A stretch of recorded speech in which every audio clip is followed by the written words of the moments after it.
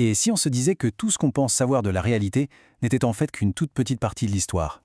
On est sur le point de plonger dans ce qui serait le véritable plan de l'univers, de la plus petite étincelle d'énergie jusqu'aux immenses forces cosmiques qui nous façonnent.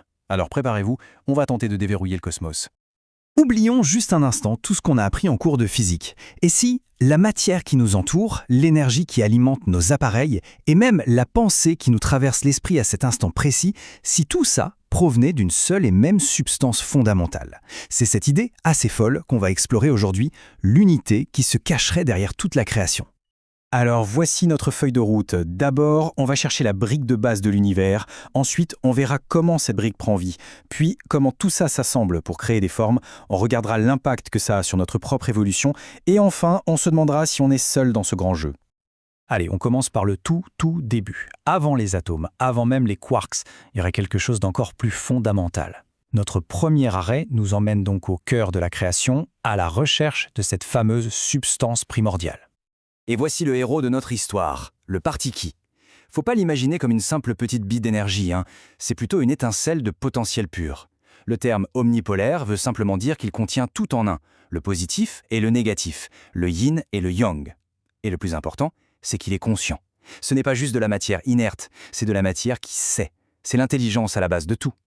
Pour qu'on se fasse une idée de l'échelle, ce chiffre donne le vertige. Il y aurait 800 milliards de ces particules dans un seul petit grain de lumière. C'est un niveau de réalité tellement profond, tellement petit, que même nos instruments les plus puissants ne peuvent même pas espérer l'apercevoir. On parle bien là du tissu même de l'espace-temps. Bon, on a ces unités, mais comment est-ce qu'elles créent quoi que ce soit? C'est là qu'intervient le moteur de la réalité, un processus qui serait dynamique et perpétuel, l'acte primal de création. Attention, ça, ce n'est pas un événement qui a eu lieu une seule fois. C'est le moteur de la réalité qui tourne en permanence. Il faut imaginer un clignotement incroyablement rapide, une pulsation constante qui se produit partout, tout le temps. Chaque flash est un acte de création qui donne naissance à notre univers à chaque instant. C'est, en quelque sorte, le battement de cœur du cosmos. Pensez-y comme à de la musique, avec deux rythmes différents joués en même temps. Le particum, ce serait le rythme lent, la ligne de basse qui forme notre réalité matérielle. Et le partica, lui, vibrerait 2 fois plus vite. Ce serait une mélodie plus aiguë qui crée un univers miroir, un univers d'antimatière qui existerait dans le même espace que nous, mais sur une fréquence différente. Ok, petite pause. On récapitule. La base de tout, c'est le partiki, une unité de conscience. À travers un cycle de division et de fusion, il crée en même temps notre univers de particules et son double, un univers d'antiparticules. C'est vraiment la fondation sur laquelle tout le reste est construit. D'accord, on a donc ces petites étincelles d'énergie qui clignotent partout. Mais comment passe-t-on de ça à, disons, une pomme ou une planète? Comment l'ordre émerge-t-il de ce qui pourrait sembler être le chaos? Eh bien, la réponse se trouverait dans une sorte de géométrie sacrée, dans ce qu'on appelle les plans cristallins. Si les particules sont les briques de Lego individuelles, les kilons, ce sont les premières petites structures qu'on construit avec. Mais ce ne sont pas des constructions au hasard, non, elles s'assemblent en motifs cristallins parfaits. Ces motifs créent un champ d'énergie invisible, un champ morphogénétique qui est littéralement un plan directeur. C'est ce plan qui dit à la matière comment s'organiser pour devenir un électron, une cellule ou une étoile. Et bien sûr, ces structures deviennent de plus en plus complexes. Si les kilons sont les plans d'une seule pièce de la maison, les codes kilons, eux, sont les plans de la maison en entier. C'est l'ensemble complet, détaillé, de toutes les instructions énergétiques qui précèdent la manifestation physique. C'est la pensée avant l'action, le plan avant la construction. Bon, assez parlé de physique cosmique un peu abstraite, ramenons tout ça à nous. Parce que, selon cette vision des choses, ce code énergétique n'est pas seulement dans les étoiles, il est en nous, dans notre ADN. Et ce serait même la clé de notre propre évolution. Ici, l'évolution n'est pas vue comme quelque chose qui nous arrive par hasard au fil des millénaires. C'est un projet actif. C'est l'art d'intégrer consciemment des codes énergétiques de plus en plus sophistiqués dans notre propre être. C'est un peu comme télécharger une mise à jour de notre système d'exploitation biologique, ce qui nous permettrait de faire tourner un logiciel de conscience plus avancé, jusqu'à potentiellement transcender complètement nos limites physiques. Alors, comment on fait cette mise à jour?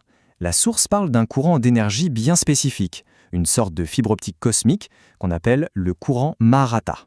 Voyons ça comme une bande passante à très haute fréquence qui viendrait des dimensions supérieures.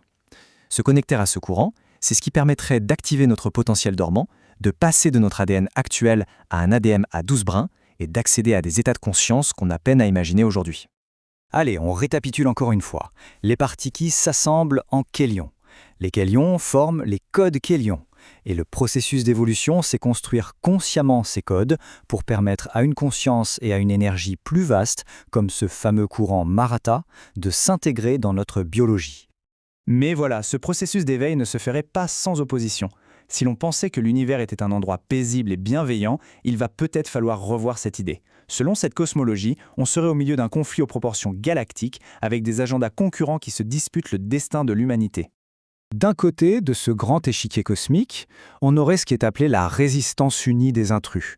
C'est présenté comme une alliance de groupes dont l'objectif principal est la domination. Leur jeu, c'est le contrôle.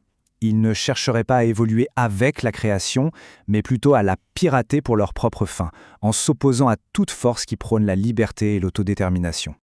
De l'autre côté, une faction décrite comme encore plus insidieuse, l'alliance Alpha-Oméga. Leur stratégie, ce n'est pas la force brute, mais la tromperie.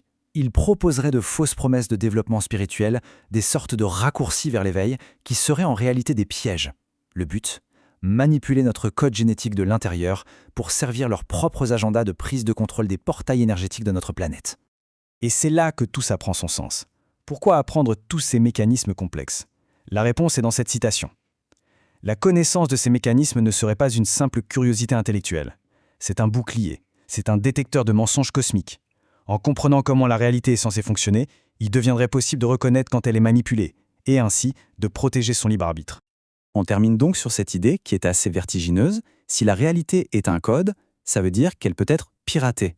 Mais ça veut aussi dire qu'on peut apprendre à la programmer. La question n'est donc peut-être pas seulement de savoir si la réalité peut être piratée, mais qui tient le clavier ? Et qu'est-ce qu'on choisit d'écrire ? C'est peut-être là que réside notre véritable pouvoir.